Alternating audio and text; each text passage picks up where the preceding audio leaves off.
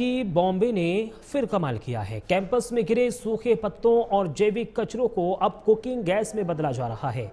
इस तकनीक से एलपीजी की खपत 30 से 40% तक कम हो रही है और पर्यावरण को भी बड़ा फायदा मिल रहा है। प्रोफेसर संजय महाजनी और टीम ने कई साल की मेहनत के बाद इसे स्टाफ कैंटीन में सफलतापूर्वक लागू किया है। रिपोर्ट देखिए।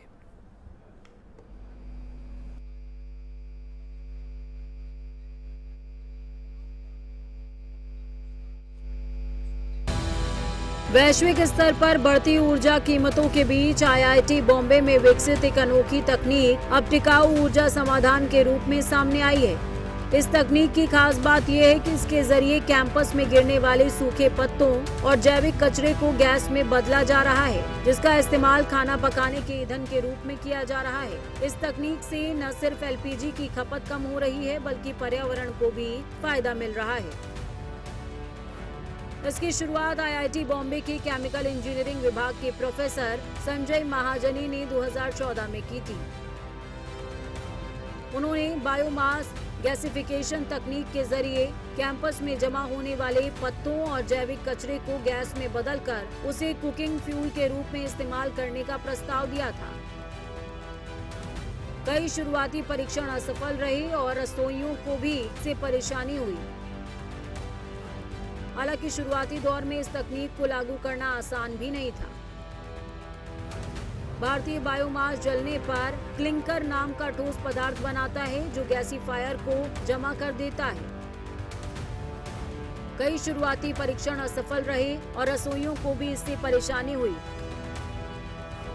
लेकिन लगातार शोध और सुधार के बाद 2016 में टीम ने एक नया गैसीफायर विकसित किया, जिससे क्लिंकर बनाने की समस्या में लगभग 100 गुना तक कमी आई।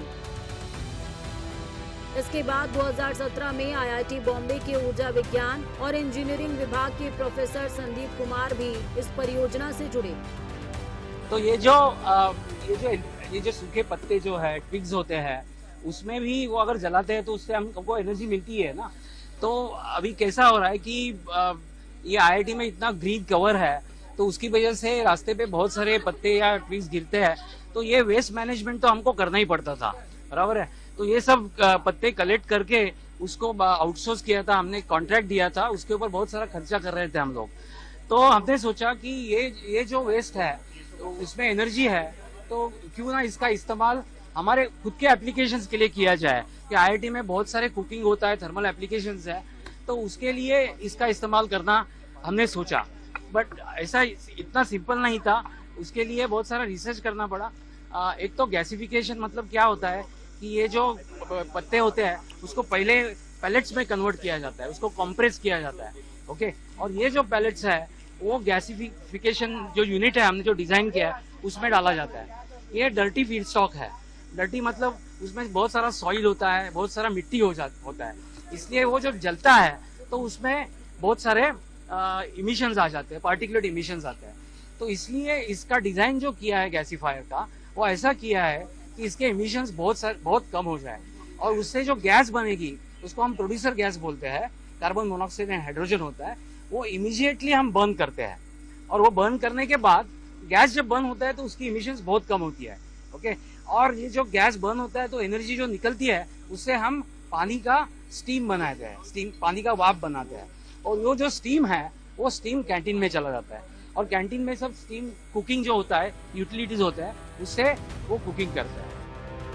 कैंपस में 1 साल तक परीक्षण और सुरक्षा जांच के बाद इस तकनीक को स्टाफ कैंटीन में लागू किया गया।